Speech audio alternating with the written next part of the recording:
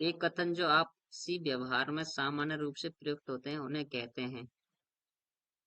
जो हम आपसी व्यवहार में सामान्य प्रयुक्त करते हैं उन्हें हम अनौपचारिक कथन कहते हैं। क्या कहते हैं उन्हें हम? अनौपचारिक कथन।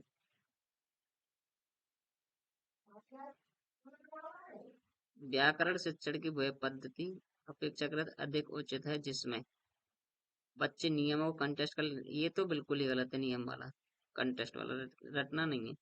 बच्चे उदाहरणों से नियमों की ओर जाते हैं, बच्चे नियमों से उदाहरणों की ओर जाते हैं। बच्चे सूत्रों का प्रयोग करते हैं, ये भी नहीं। बच्चे उदाहरण से नियम की ओर। शिक्षण पद्धति की वह एक अच्छी है जिसमें बच्चे उदाहरण से नियम की ओर जाते हैं।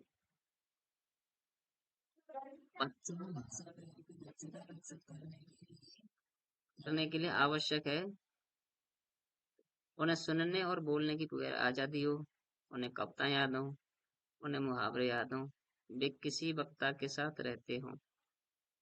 बच्चों को हमें फुल आजादी देनी चाहिए, उन्हें हम सुनने और बोलने की पूरी आजादी देनी चाहिए। मौना अक्सर लिखते समय शब्दों के अक्षरों को छोड़ देती है, जैसे पति को पति, अभिनव को अनव लिखना। इसका सबसे उपयुक्त कारण हो सकता है उसे लिखना रुचिकर नहीं लगता हो, उसके विचार और लिखने की गति में सामंजस्य ना हो। ऑप्शन सी, उसके विचारों में स्पष्टता ना हो, उसे मात्राओं का ज्ञान ना हो।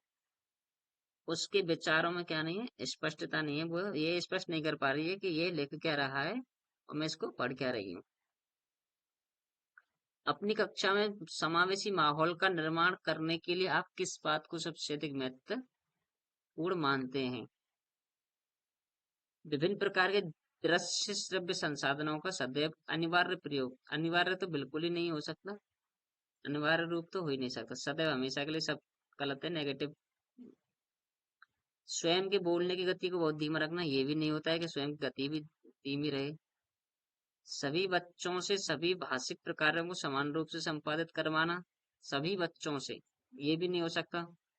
विभिन्न प्रकार के दृश्य श्रव्य संसाधनों को आवश्यकता के अनुसार बच्चों की आपको हमको क्या रखनी है? आवश्यकता रखनी है। बच्चों की आवश्यकता के अनुसार ही हमें उन सबका उचित प्रयोग करना चाहिए। हिंदी साहित्य के इतिहास के संबंध में modern vernacular literature of Hindustan किसने लिखा है?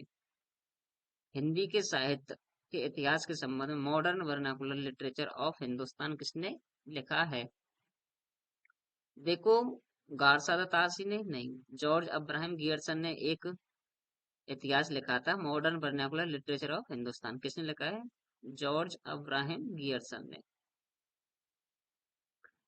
सतीश 7वीं कक्षा का एक विद्यार्थी है। वह निबंध लिखते समय कुंजी या गाइड से रटी हुई भाषा का प्रयोग करता है। इसके कारणों में सबसे कमजोर कारण भी हो सकता है। वो क्या करता है? रटी हुई गाइड से रटी हुई भाषा का प्रयोग करता है। इसके संबंध में कारण पूछना है कि वो कारण क्या हो सकता है। उसकी लिखित भाषा पर पकड़ नहीं है, ये भी नहीं हो सकता। उसमें विचारों का या फिर उसे विचार करने का सामर्थ्य नहीं है, ये नहीं हो सकता। सृजनात्मक लेखन की शिक्षण पद्धति नहीं है, बिल्कुल गलत है। उसकी मौखिक भाषा, जो उसके द्वारा बोली जा रही है भाषा, वो उस पर कमजोरी दिखाता है, यानी कि उसकी बेहद कमजोर है। उच्च प्राथमिक स्तर पर हिंदी भाषा शिक्षण का एक सर्वाधिक महत्वपूर्ण उद्देश्य है। देखो, बच्चों में कहानियों को शब्द के अनुसार दोहराने की क्षमता का विकास करना, ये नहीं। बच्चों को व्याकरण के नियमों को कंटेस्ट करवाना, नियम तो कंटेस्ट करवाने नहीं है। बच्चों को पाठों के अंत में दिए गए उदाहरणों का अभ्यास करवाना, ये भी नहीं हो सकता। बच्चों में समझ, क्या करना है हमें? बच्चों में समझ के साथ, बच्चों की हमको क्या है? समझ को ध्यान में रखते हुए उनकी क्षमताओं का विकास करना। भाषा सीखने में सबसे बड़ा बाधक तत्व क्या हो सकता है? कि जब हम भाषा सीखते हैं तो उसमें सबसे बड़ा बाधक तत्व क्या होता है? भाषाई प्रयोग के अवसर? बिल्कुल नहीं। इकाई परीक्षण? नहीं। भाषा में आकलन, क्या करते हैं हम? भाषा में आकलन। भाषा शिक्षक में होना आवश्यक नहीं है। कि एक शिक्षक जो भाषा पढ़ाता है उसके लिए क्या आवश्यक नहीं है? इसमें देखो, व्याकरण का ज्ञान ये तो आवश्यक है, टीचर का सुंदर लेख भी आवश्यक है, विषय और मूल्यांकन विधियों का भी ज्ञान आवश्यक है, रसायनों का ज्ञान, ये नहीं जरूरी है कि कहीं यार रसायनों का ज्ञान, ये तो बहुत गलत बात हो गई ना। गद्य शिक्षण में काठिन्य निवारण किया जा सकता है। गद्य का जो शिक्षण पढ़ते हैं उन्हें काठिन्य निवारण किया जा सकता है। चित्र देखकर? बिल्कुल नहीं। वस्तु को प्रत्यक्ष दिखाकर? ये भी नहीं। मॉडल दिखाकर? ये भी है। और जो चित्र दिखाते हैं वो गद्य की एक पद्धति है कि हमें सिर्फ गद्य को चित्र के माध्यम से ही समझाना होता है। वस्तु को प्रत्यक्ष दिखाते हैं गद्य के अंदर, बिल्कुल सही है। मॉडल दिखाकर? ये भी सही है। तो हमें उपयुक्त सभी, इसका आंसर क्या हो जाएगा? उपयुक्त सभी। प्राथमिक स्तर पर कविता शिक्षण उपयोगी नहीं होगा, कि ये जरूरी नहीं है कि प्राथमिक शिक्षण पर कविता शिक्षण जो उपयोगी होता है वो क्षण नहीं होगा, जिसे छात्र सरलता से समझ सके। ये सही है। ये तो होता है कविता में, जो कविताएं छात्रों को सृजनशीलता बनाती हैं या सृजनशीलता को बढ़ाती हैं, ये भी सही है। जो कविताएं अंतरराष्ट्रीय बातों से संबंधित हो, ये जरूर नहीं है कि यार कोई कविता हो इंटरनेशनल उसमें संबंध हो, ये जरूर नहीं है। जिसमें नीति, हास्य, वीरता, देशभक्ति, ये तो बिल्कुल नहीं है। तो ऑप्शन क्या है इसका? सी, जो कविताएं अंतरराष्ट्रीय वादों से संबंधित हों, ये जरूरी नहीं है। भाषा सीखने का सही क्रम, तो हम भाषा के कुछ कौशल हैं, तो हमें भाषा सीखने का कौन सा क्रम याद रखना है? शुभोपली। शुभोपली।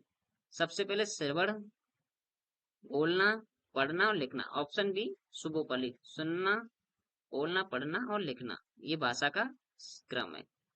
आठवीं कक्षा के आठवीं कक्षा के भाषा के आकलन के लिए आप किसे कम महत्वपूर्ण मानते हैं? आठवीं कक्षा की भाषा आकलन की बात चल रही है। आकलन: किसी कहानी को नाटक रूप में प्रस्तुत करना, साहित्यिक समारोह का आयोजन करना, लिखित परीक्षाओं का आयोजन करना, किसी विषय पर अपने विचार प्रकट करना।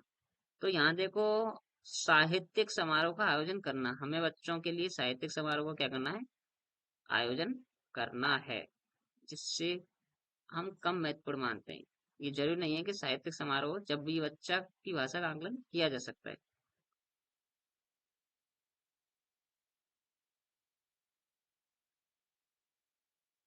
बड़े रूपा बड़े समूह के सामने अपनी बात कहते समय अटकती है। यानी जब एक लड़की है रूपा नाम की, जब वो किसी के सामने अपनी बात रखती है तो वो अटकती है। एक शिक्षक के रूप में आप उसकी सहायता कैसे कर सकते हैं?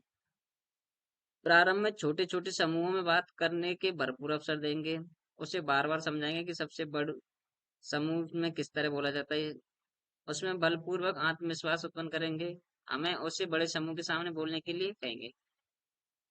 देखो, उसे बार बार समझाएंगे कि बड़े समूह में किस तरह बोलना चाहिए, ये तो नहीं करना है। उसमें बलपूर्वक आत्मविश्वास, ये भी नहीं करना चाहिए। उसे हमेशा हमेशा शब्द तो बिल्कुल नेगेटिव होता है, ये तो करना ही नहीं। प्रारंभ में उसे हमें क्या करना है? प्रारंभ में छोटे समूह में बात करने के लिए भरपूर अवसर देने चाहिए। भाषा शिक्षण के अंतर्गत वर्तनी संबंधी त्रुटियों का निवारण करना चाहिए, कि भाषा शिक्षण के अंतर्गत वर्तनी संबंधी त्रुटियों का हम निवारण कैसे कर सकते हैं? वर्तनियों का शुद्ध उच्चारण एवं लेखन अभ्यास करवाकर, त्रुटियों का प्रकार गिनाकर, वर्तनी के बारे में कुछ बातें बताकर, त्रुटियों की अपेक्षा। तो इसमें हमें हम क्या करना चाहिए? त्रुटियों का निवारण। निवारण हम देखो, वर्तनी का शुद्ध उच्चारण करेंगे एवं लेखन अभ्यास करवाकर। वर्तनी का शुद्ध उच्चारण एवं लेखन अभ्यास करवाकर हम त्रुटियों का निवारण कर सकते हैं।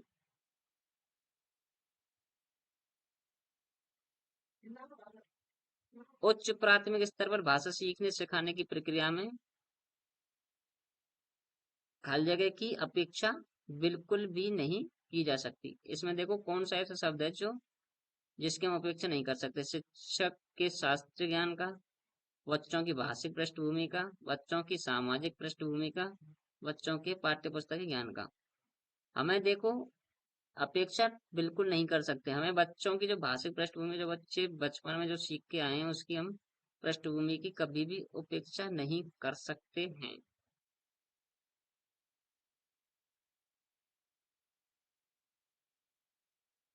वर्णों के उस समूह को जिससे कोई निश्चित अर्थ निकला हो या फिर निकाला हो, उसे कहा जाता है शब्द। कहते हैं वर्ड, कहते हैं वर्ड समूह, कहते हैं वक्तव्य। वर्णों के समूह को हम क्या कहते हैं? शब्द। वर्णों से मिलकर क्या बनता है? शब्द।